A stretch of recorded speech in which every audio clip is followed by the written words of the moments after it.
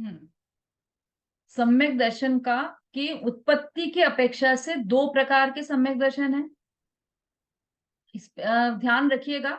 देखो, एक एक शब्द का महत्व है। यहाँ पर बोल रहे हैं उत्पत्ति की अपेक्षा से दो प्रकार का सम्यक दर्शन है। तो पहला है निसर्गज और दूसरा है अधिगमज। ठीक है।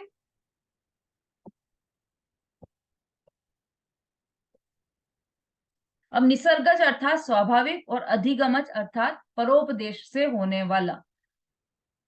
अब मतलब ये हुआ कि सम्यक दर्शन भी दो प्रकार से हो सकता है। दो तरह के रास्ते हैं सम्यक दर्शन को प्रकट करने के लिए, कि नहीं। देखो, सम्यक दर्शन कोई भी हो, निसर्गज हो चाहे अधिगमज हो, दोनों में ही आत्म श्रद्धान ही होता है। दोनों में ही मतलब पर पदार्थों से भिन्न निज भगवान आत्मा में, मतलब अपने में दृढ़ प्रतीति, ये उसका उपादान है।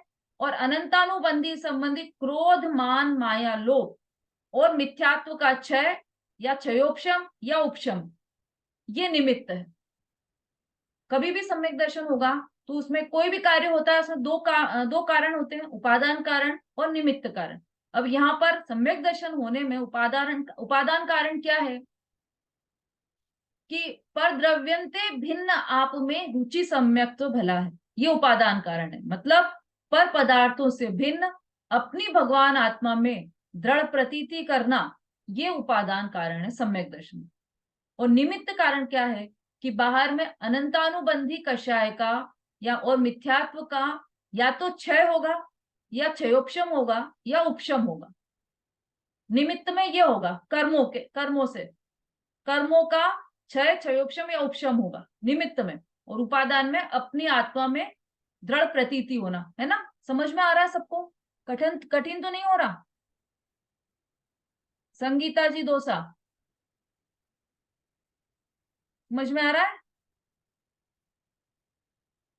भाई थोड़ी सी सूक्ष्म चर्चा है तो, और समय दोपहर का है, तो आप लोग नोट्स बनाते रहिए, तो उससे आपका उपयोग लगा रहेगा।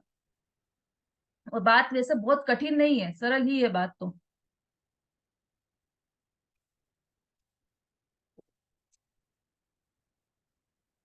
हम्म तो कोई भी कार्य होने में दो कारण बताए, उपादान कारण और निमित्त कारण। तो यहाँ पर उपादान कारण क्या बताया? अपनी प्रतीति उपादान कारण, और निमित्त कारण है कर्मों का क्षय क्षयोपशम या उपशम होना।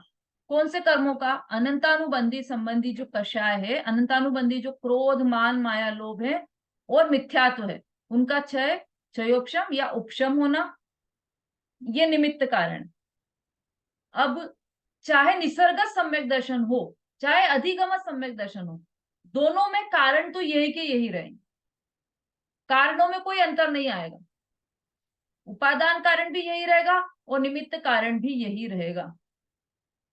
पर जो बाह्य निमित्त है उसमें इतना अंतर होगा कि जो निसर्ग सम्यक दर्शन है उसमें पूर्व भाव में जो उपदेश प्राप्त किया है, पूर्व भाव में के जो उपदेश के संस्कार हैं, वो बाह्य में निमित्त होंगे। और अधिगमज में क्या होगा कि अधिगमज में इसी भाव में प्राप्त उपदेश बाह्य निमित्त कहलाएगा। उपदेश तो दोनों में ही निमित्त है। देशनालब्धि तो मस्ट है, बिना देशनालब्धि के सम्यक दर्शन होगा नहीं। और वह देशनालब्धि भी ज्ञानी के द्वारा ही मिलेगी, तो ही सम्यक दर्शन होगा। मिथ्या दृष्टि की देशना से सम्यक दर्शन वह देशना कहलाएगी नहीं। तो ज्ञानी जीव, सम्यक दृष्टि जीव की जो देशना है, ज्ञानी जीव की जो देशना है, केवली की जो देशना है, उससे ही होगा सम्यक दर्शन, चाहे निसर्गज हो चाहे अधिगमज हो। फर्क सिर्फ इतना है कि जो निसर्गज है उसमें क्या हुआ कि पूर्व भाव में जो उपदेश सुना था उसके जो संस्कार है उसके द्वारा सम्यक दर्शन होगा।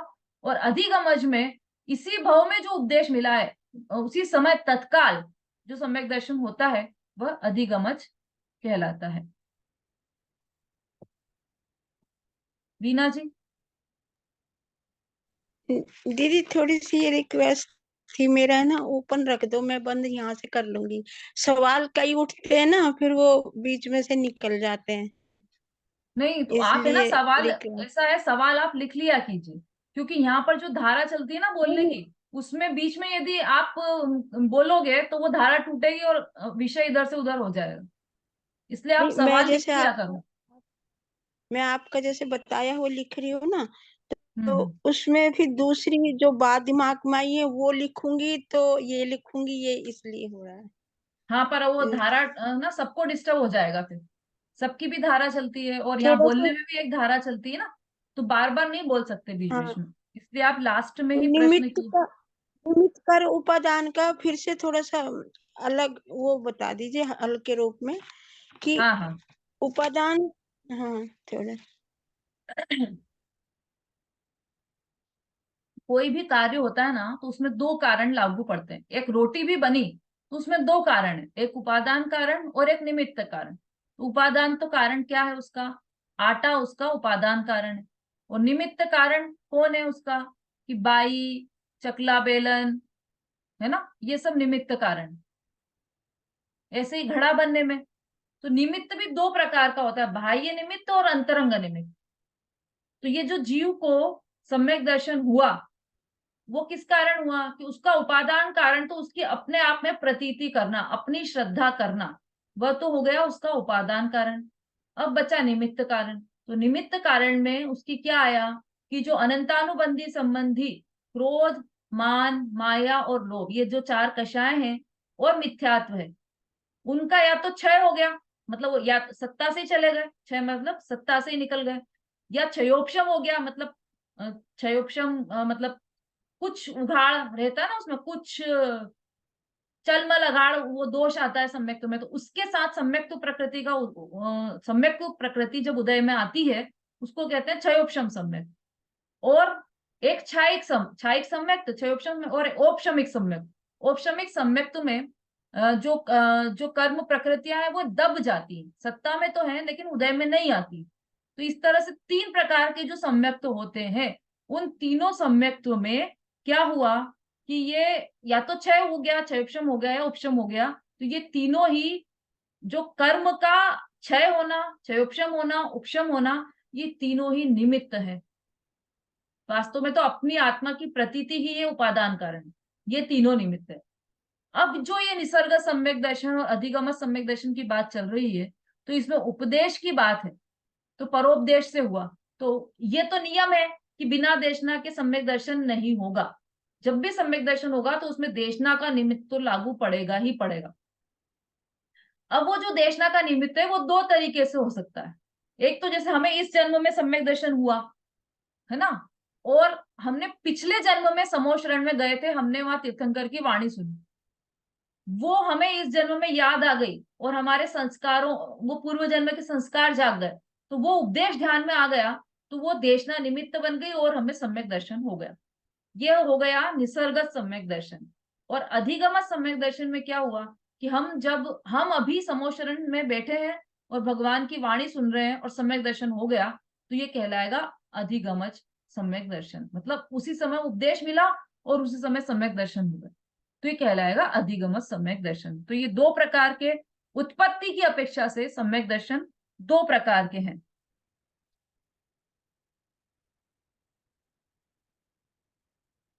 तो इस तरह से हम देख सकते हैं कि जो निसर्ग सम्यक दर्शन है वो और अधिगम सम्यक दर्शन है, दोनों में ही मात्र बहिरंग निमित्त का ही अंतर है, अंतरंग निमित्त का कोई अंतर नहीं। अंतरंग निमित्त तो दोनों का सेम है। और क्या है वो अंतरंग निमित्त, अभी मैंने बताया है, कौन बता सकता है, विमलेश जी आप बताइए।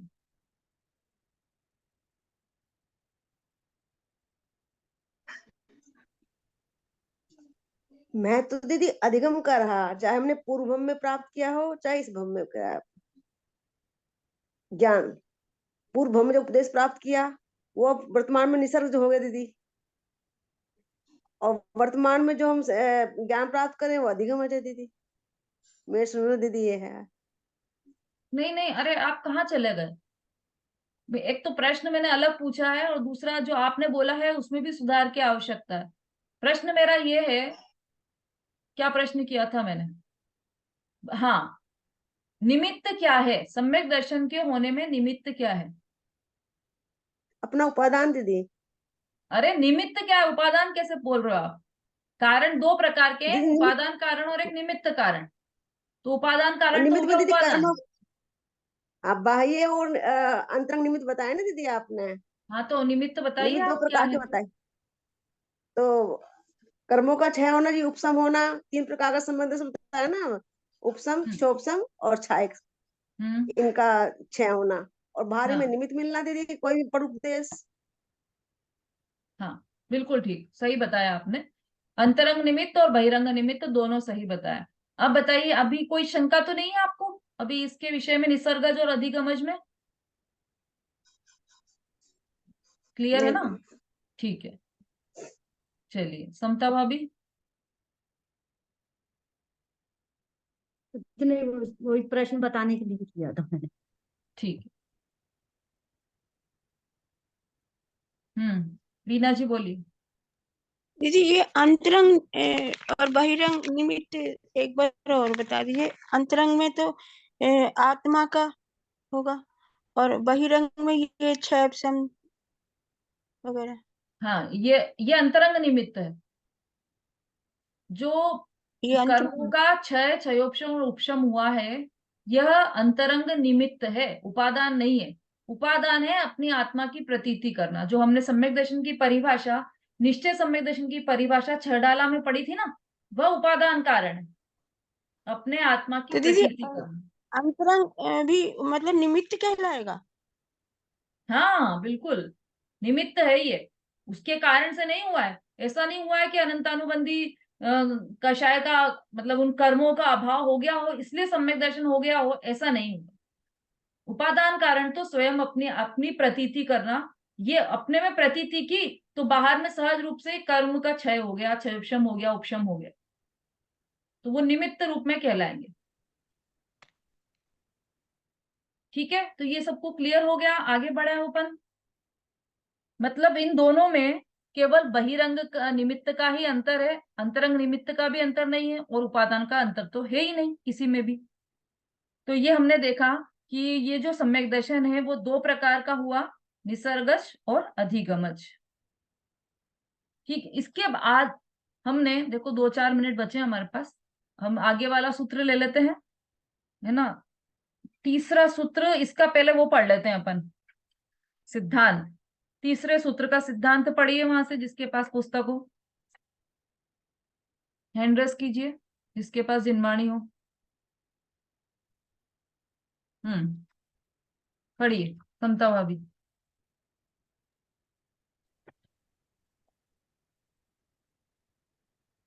तीसरे सूत्र का सिद्धांत।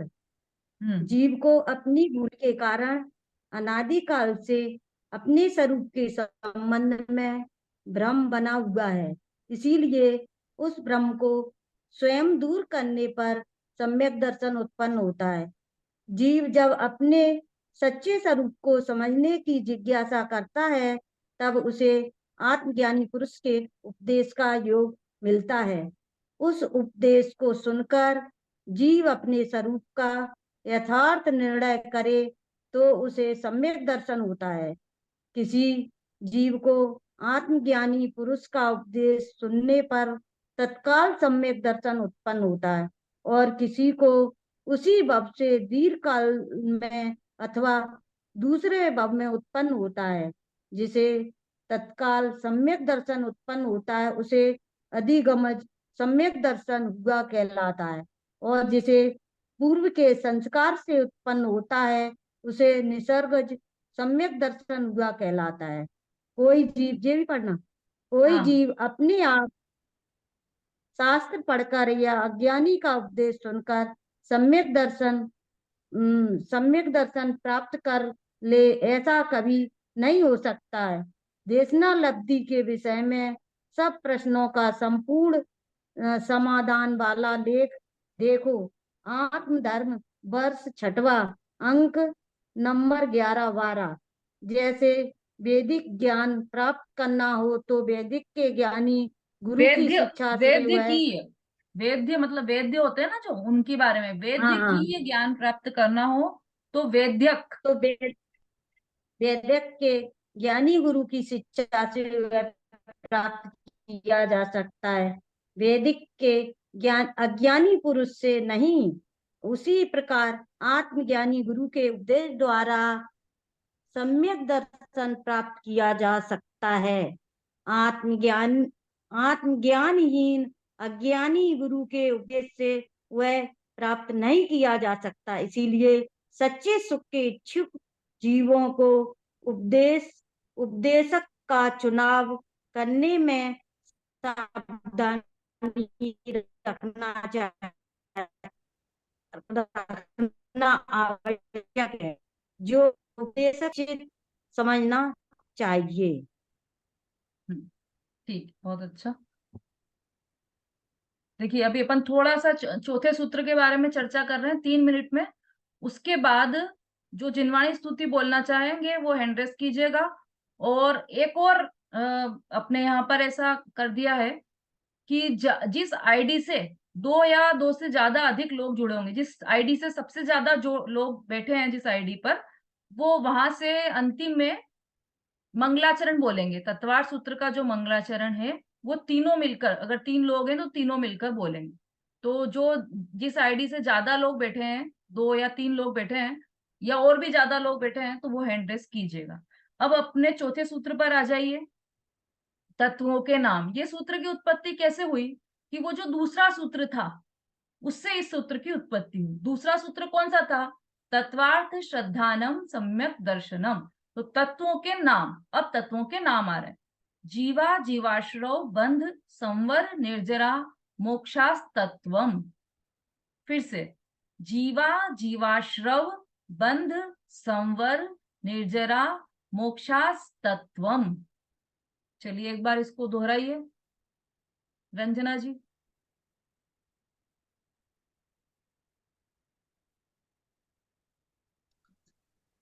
जय जिनेन्द्र दीदी। जीवा जीवाश्रव बंध संवर निर्जरा मोक्षास तत्वम। बहुत अच्छा। अब देखिए इसका अर्थ देखिए, जीव अजीव आश्रव बंध संवर निर्जरा और मोक्ष, यह 7 तत्व हैं। 7 तत्वों के नाम यहाँ पर बता रहे हैं। जीव अजीव आश्रव बंध संवर निर्जरा मोक्ष, ये 7 तत्व हैं। ये जो हमने छड़ाला में भी याद किए हैं और वैसे भी सबको याद होंगे, वही है। अब ये जो तत्वों के नाम हैं, तो केवल नाम से तो सम्यक दर्शन होगा नहीं, है ना। और केवल नाम से तो कुछ भी नहीं होता है। तोता भी नाम रट लेता है, लेकिन टेप रिकॉर्डर भी नाम बोल देता है, लेकिन उससे कुछ नहीं होता। मतलब पुद्गल भी नाम बोल सकता है। तो इस नाम से हमें क्या फायदा है? तो अब क्या कर रहे हैं कि यहाँ पर एक एक तत्व का थोड़ा थोड़ा डिटेल में समझाने वाले हैं। जैसे जीव है, तो जीव का पढ़िए वहां से।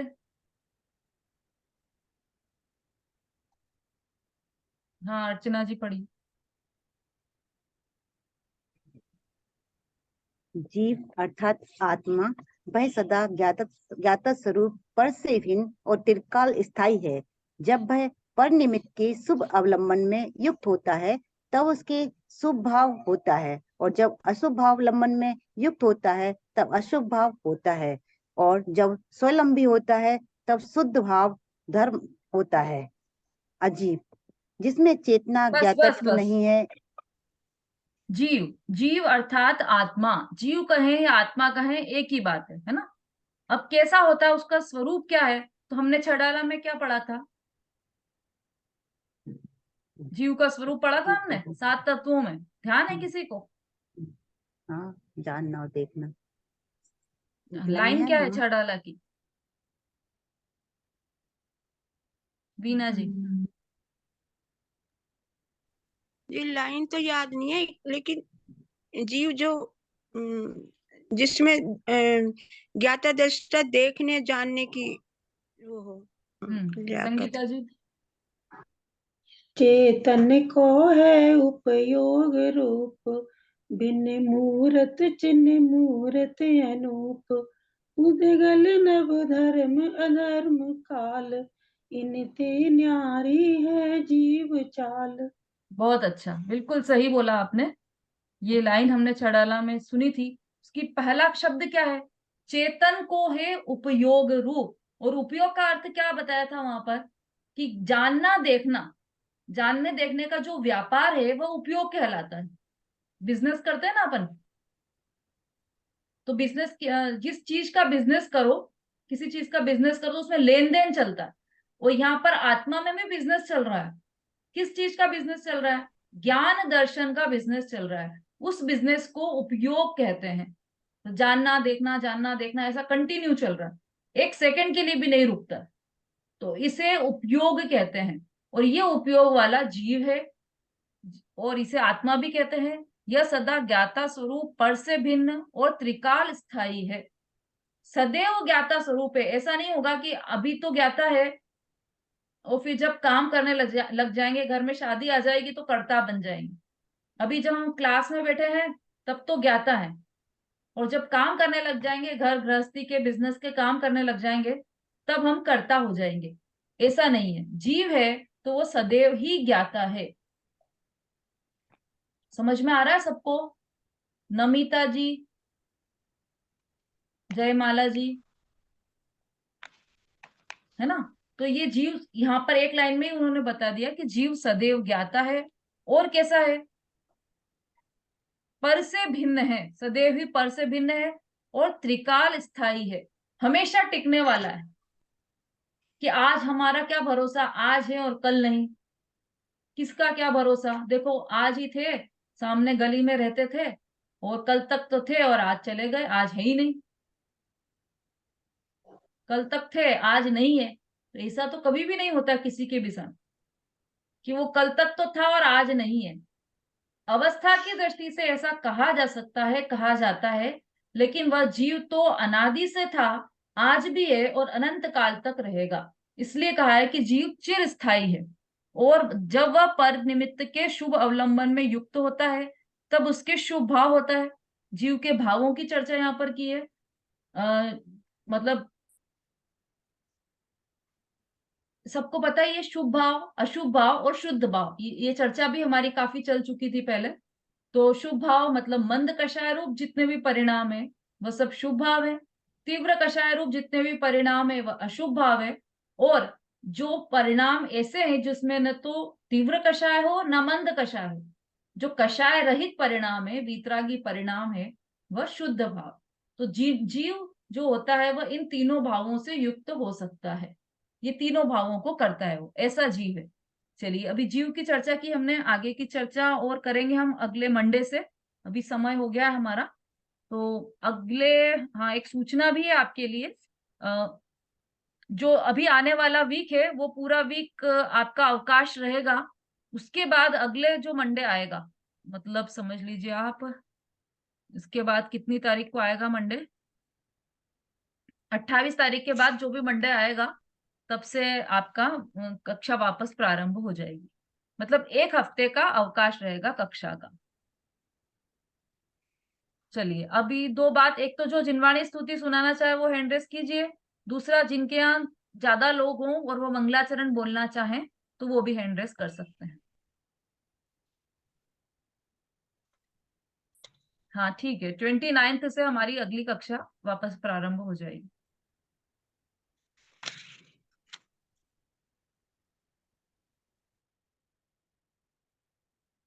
हाँ जी, जल्दी से हैंड रेस कीजिए भाई, जो जिनवाणी बोलना चाहें, जिनवाणी स्तुति बिल्कुल शॉर्ट में, केवल एक स्टेंजा।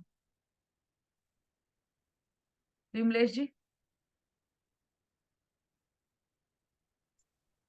चरणों में आ पड़ा हूँ, हे द्वादशांगी वाणी, मस्तक झुका रहा हूँ, हे द्वादशांगी वाणी।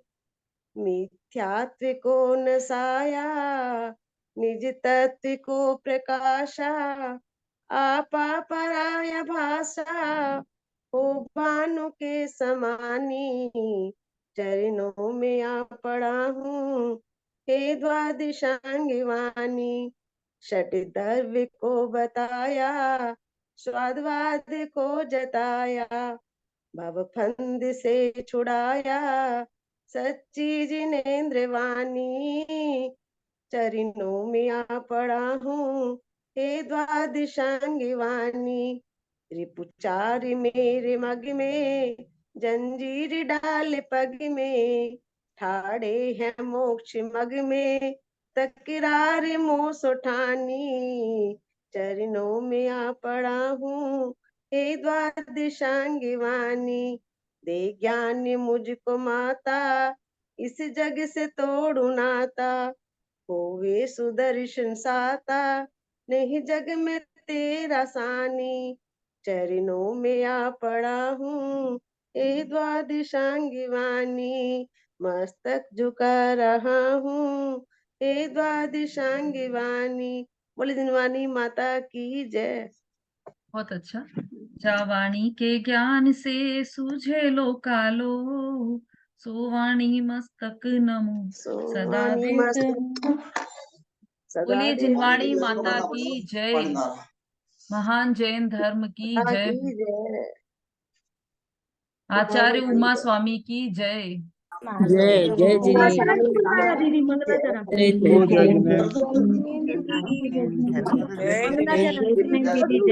जय जिनेन्द्र। जय जिनेन्द्र। जय जिनेन्द्र।